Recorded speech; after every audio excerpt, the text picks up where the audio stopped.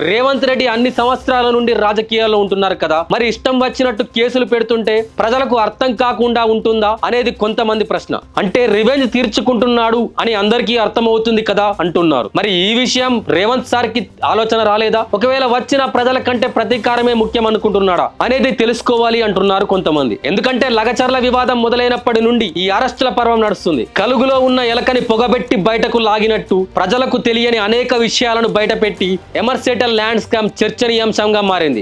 ఈ స్కామ్ ద్వారా ప్రభుత్వ భూములు అక్రమ మార్గాల్లో వ్యక్తుల పేర్లకు బదిలీ చేయడం, వాటి విలువైన భూములను భారీగా కాజేసినట్లు రేవంత్ సర్కార్ బీఆర్ఎస్ పెద్దలపై చాలా ఆరోపణలు చేసింది. ఉన్నత స్థాయి అధికారులు, రాజకీయ నాయకుల ప్రమేయం ఉందనే ఆరోపణలు తలెత్తాయి. తమ పదవులను ఉపయోగించి ఈ భూములను కాజేసినట్లు పేర్లతో సహా బయటపెట్టింది. అయితే చాలా మందికి ఈ విషయాలు తెలియవు. ఈ విషయాలను బయటపెట్టి ప్రజల మైండ్ నుండి బీఆర్ఎస్ ను పూర్తిగా తొలగించే ప్రయత్నం కాంగ్రెస్ వాళ్ళు చేస్తున్నారు.